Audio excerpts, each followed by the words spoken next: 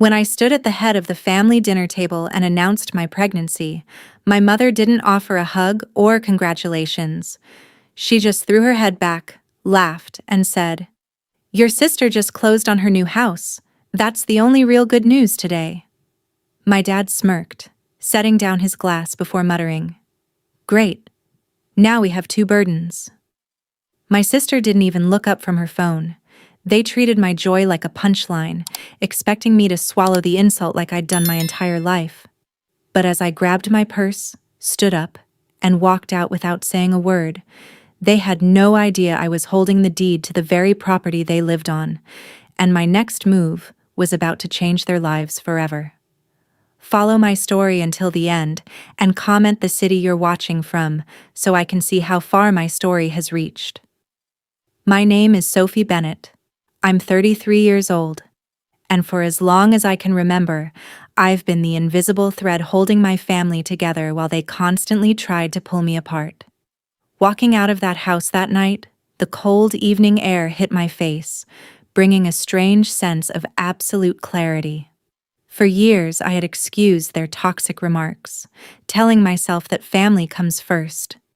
But sitting at that table, listening to them laugh at the new life growing inside me, something inside me permanently broke. I got into my car, turned off my phone, and drove away. They thought I was going home to cry.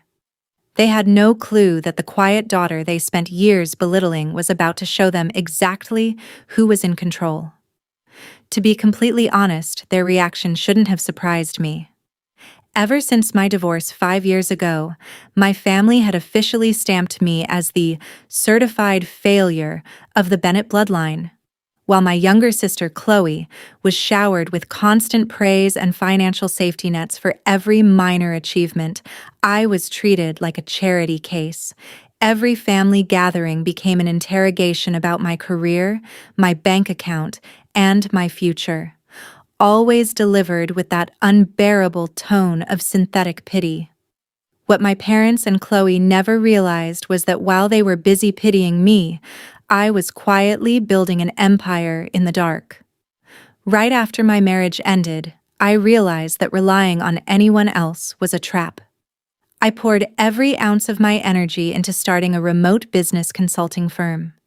I worked 18-hour days, quietly building a steady portfolio of high-value corporate clients and reinvesting every single dollar into residential real estate. I didn't buy flashy sports cars or post designer shopping sprees on social media.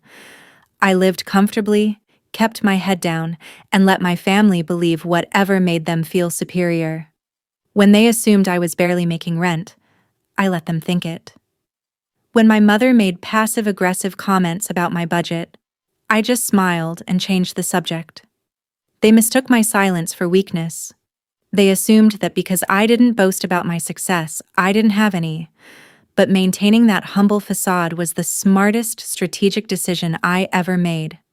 It allowed me to see everyone's true motives without the noise of fake affection, and it positioned me to make moves they never saw coming. The biggest secret I kept from them wasn't the consulting business or my personal bank accounts. It was the very roof over their heads. 5 years ago, around the time my divorce was finalized, my father made a series of catastrophic investments. He'd signed bad contracts, taken out high-interest loans, and kept it all hidden until the bank served a formal notice of foreclosure on the family home in Sacramento. My parents were facing total financial ruin, months away from being thrown onto the street. When my father came to me in a panic, he wasn't looking to give me a piece of the estate. He was looking for a miracle. He asked if I knew anyone in real estate who could help them delay the process. Instead of letting them lose everything and end up homeless, I quietly stepped in. I worked with a real estate attorney to set up an anonymous private trust. Through that trust, I paid off the defaulted loans, assumed the entire mortgage, and purchased the deed to the property outright. I told my parents that a private real estate investment group had acquired the mortgage and agreed to let them remain in the house under a long-term, zero-rent caretaker arrangement, provided they paid the property taxes and maintenance. They were so relieved to keep their precious home that they never dug into who owned the investment group. For 5 years, they lived in my house, completely rent-free, sitting on my furniture, boasting to the neighbors about their beautiful property, all while treating me like the family failure. I never brought it up. I didn't need their gratitude. I just wanted my parents to be secure. But standing in that driveway after the dinner, looking back at the house I owned and paid for, I realized my generosity had turned into their entitlement. 2 days after that awful dinner, my phone rang. It was my mother. There was no apology in her voice, no check-in to ask how I was feeling after her cruel comments, and certainly no inquiry about the health of her unborn grandchild. Instead, she launched straight into her demand. "Sophie," she said, her tone dripping with unearned authority, "we need to talk about your apartment downtown. Your sister Chloe is looking to buy an investment property to generate rental income, and we've decided that your 2-bedroom lease would be perfect for her setup." I sat at my desk, stunned into silence. "You want me to move out of my home?" I asked, my voice dangerously calm. "Well, yes," my mother replied without missing a beat. "You're going to be a single mother with another problem on your hands. You can't afford that place anyway, especially now. It's completely irresponsible of you to stay there. You should find a cheap, small studio further out of the city and let Chloe take over the lease for her business venture. It just makes practical sense for the family." Another problem. She had called my unborn child a problem for the second time in 48 hours. In that precise moment, the final lingering thread of family duty severed completely. For 5 years, I had quietly protected them, paying their mortgage, absorbing their insults, and keeping the peace. But trying to displace me from my home and insulting my baby was the absolute threshold. "I'll handle my living situation, Mom," I said quietly.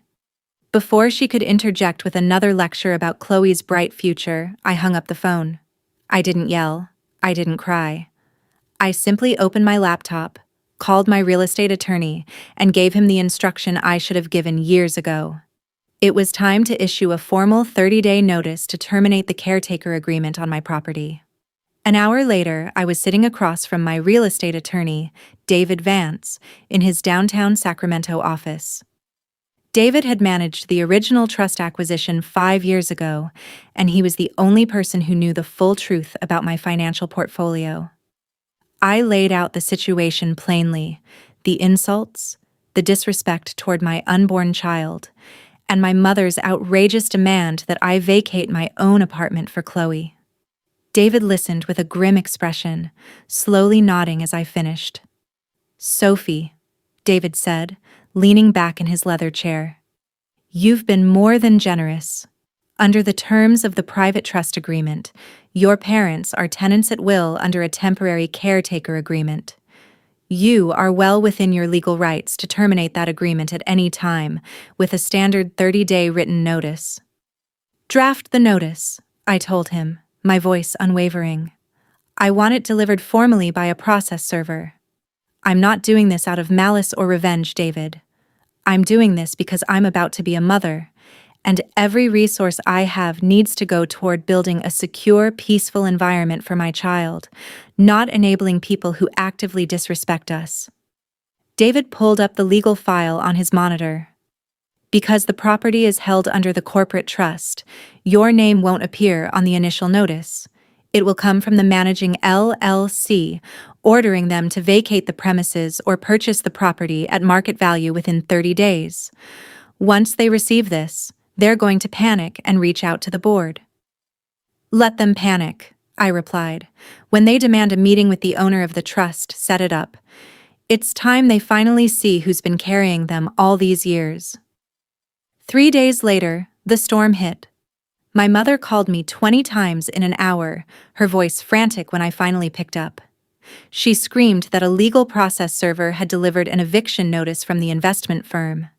The trust was terminating their caretaker lease, giving them 30 days to clear out or pay the full $850,000 market value to buy the home outright. Dad was hyperventilating in the background, and Chloe was panicking because her own savings were tied up in her new house purchase. There was no money to save them.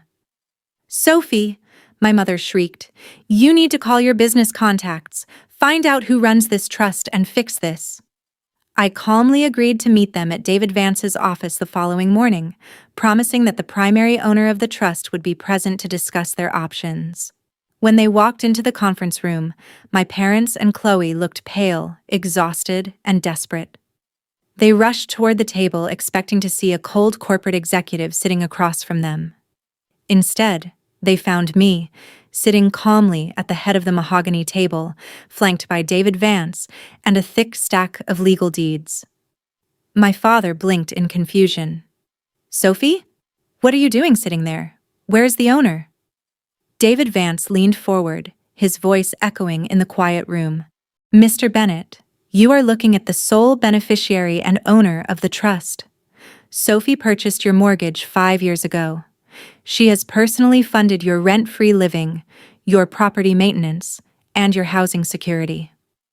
The color completely drained from my mother's face. Chloe's mouth hung open in absolute shock, her eyes darting between me and the legal deeds bearing my signature. For the first time in 33 years, my family stood completely speechless before me. The silence in the conference room was heavy enough to suffocate them. My mother sank into a chair, her eyes wide with a mixture of shame and disbelief. The daughter she had dismissed as a failure, the child she had mocked, was the only reason she had a roof over her head for the past 5 years. My father couldn't even look me in the eye, and Chloe sat frozen, her usual arrogance completely shattered. David Vance slid a final set of documents across the table. "You have 2 choices," I said, my voice steady and free of anger. "Option 1. You have 30 days to secure a mortgage and purchase the property at its fair market value of $850,000. Option 2. You vacate the premises peacefully by the end of the month, allowing the trust to put the house on the market." My mother began to weep, blobbering about family loyalty and forgiveness, but I held up my hand, stopping her in her tracks. "Family loyalty is a two-way street," I told her. "For years, I protected you and absorbed your insults. But when you called my unborn child another problem, you made it clear where I stand. My priority now is protecting my baby and building our future."